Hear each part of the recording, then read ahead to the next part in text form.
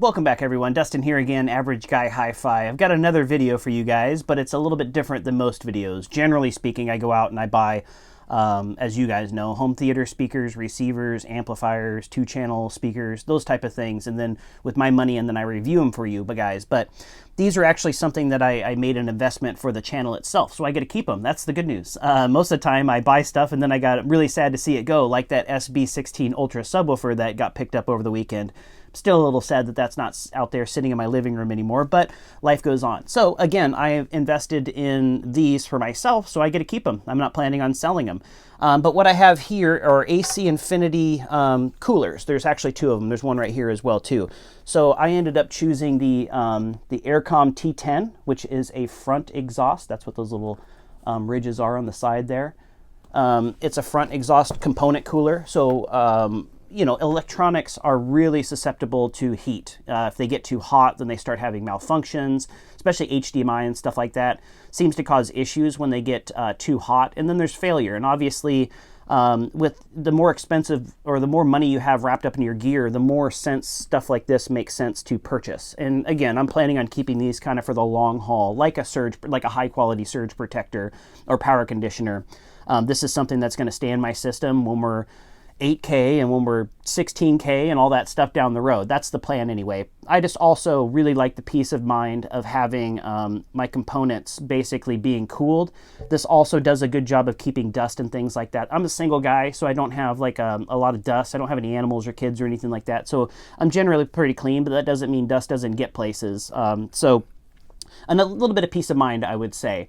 I really bought it because when I watched some heavy action scenes or action movies, I noticed that I bought them for the Marantz MM7055 amplifier and the SR7013 receiver that I picked up pretty recently, because I put my hand over there when I was messing around hooking speakers up and they felt really hot. So what I ended up doing was ordering one of these right here, which is like a little electronic thermometer. So what I did was I just put it up to the receiver and measured it. See, it's 97.9. You guys can kind of see that. I put it up to the receiver to measure it, and it was registering about 108 degrees, which is about what this thing maxes out. And even a couple times it said high, meaning that it went over 108 degrees, which is pretty hot when it comes to components. You know, if you read about people like Gene and things like that on Audioholics, you don't want it to really get up that hot. Just start having failure issues, HDMI board issues, whatever. A number of things can go wrong. So, and the amplifier itself also registered 106. And again, that was with watching a full action movie, fairly loud, around 100 dB peak, 105 dB peak, really, really intense scenes. And the other reason I did it too was that the M&K speakers, the S150THXs that I just picked up, are 4 ohms. So I just wanted to make sure that the amplifier had good ventilation, it was staying nice and cool, it wasn't getting overheated. So what my plan is I actually reached out to this company 2 years ago, right when it started making waves, when I started hearing the name pop up and everything like that, AC Infinity, and I was like, hey, do you guys need I'm a sales guy, so I'm in, you know, that's kind of what I've done my whole life. So and I'm an audio guy too, so I was like, hey, this company is going to be up and coming, so I seen if they needed any outside sales positions, but they said no. But I knew that something was coming with this company. This product right here, I think, is something that's over needed. I know you can get away with using something much cheaper like PC fans and things like that, but again, I'm a little bit of a looks guy when it comes to stuff, and I don't mind paying a premium when it comes to stuff like this. And I've actually owned one of these in the past that I just loved. Somebody bought a receiver from me, and they kind of negotiated it in when they were in my place, and it was an expensive enough receiver that I let the cooler go with it. But seeing how warm that those Marantz components are getting during normal usage, I wanted to pick these up here. So I'm just going to go ahead and unbox one of them. This is actually the second time I shot the video. I actually ended up putting my address. I lifted the box up and it had my address on there. I'm not too worried about you guys, but you just never know what you got going on out there. So had to reshoot the video, but I'll just kind of show you what this looks like here. Really nice packaging. I kind of like the extra touches that companies do. I'm sure it adds to the overall money to have nice quality boxes and everything like this, but I like the foam packaging. The last time I bought one of these, I was impressed with it, the way it was protected and everything. So So we'll just unbox it here, and then what I'll do is I will go over there. I'll play a movie, probably play Interstellar again. Just love that movie, and I picked it up not too long ago. And then I'll measure the components before and after. So again, the receiver was registering hotter than the amplifier, which kind of surprised me, but it was registering right around that 108, and the amplifier itself was like 106, 107. So it was definitely getting up there. But here you go. These are the front exhaust ports right there. It has a little LED screen on there. Then it has the adjustments. And on the back, it's obviously pretty simple. Just has a little power right there, and then 2 USB connectors on the back there. So pretty exciting. This is stuff, again, that I get to keep, so I'm always happy when I'm doing stuff like that. So let's pop over there, and I'll show you guys these all set up, and then I'll use my little thermometer again, not on my forehead this time, but I'll use it on the components to show you guys what these things are registering. It's a little bit difficult for me to show you, because obviously you'd want to register right where it's at the top of the receiver and the amplifier. And with these in place, I'll just lift these up so you guys can kind of get an idea of the exact same spot, what they're registering at. And then we'll kind of go from there, and hopefully this will make a difference. And again, I think this is worth the investment. I picked them up, didn't get a sale price or anything like that on them, so I paid full retail off of Amazon. So these right now are listed for $119, just to give you guys an idea. I'll put the Amazon link down in the description below. I'll also put the AC Infinity link as well too, so you guys can actually check out their website. Super impressed with the quality of this component, especially at this price point, $119 when you've got a $2,000 receiver.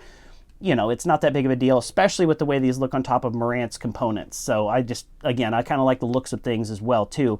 And then having that extra peace of mind, knowing that your components are staying nice and cool, is a big plus. So let's go over there and see where these stack up and how much they lowered by temperatures.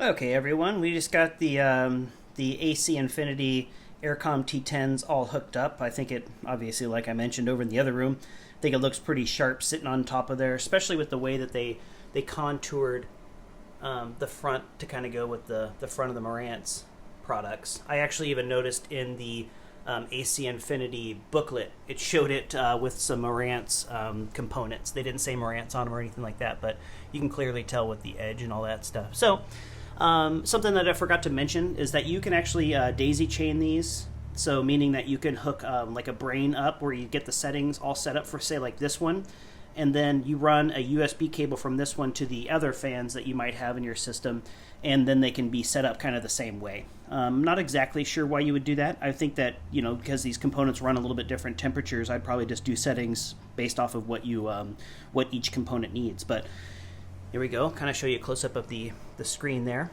It has the setting, which is basically where you want, that's where you want the fan to kind of kick in. It has an alarm, which will turn the fan up high, and then it'll also make an audible beep when you get up to that 110. I haven't messed with that setting. I might bring that down just a little bit. But right now I just have it in the on position. But you can set it to auto. There's a whole bunch of different ways of doing things. So right now I'm just kind of just leaving them on. I think that's probably where I'll end up leaving them. Another thing that I have read online too is that these actually do need a little bit of room to breathe. Not as much as components. As you can see, that amplifier had a good 6 inches above it before, and it was still getting up to that 106. And then right now, these have been running here for a while now, and it's reading that the probe temp on the amplifier is 78 degrees, and then the probe temp on the SR7013 is at 83 degrees.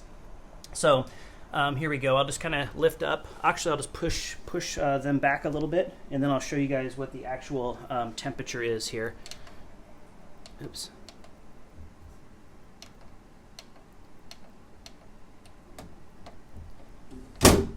Watched a movie here, Interstellar, which again in 4K is just an awesome one. Then we'll just measure it, see where it registers. This is right where I registered it, or measured it before. I'll do it one more time.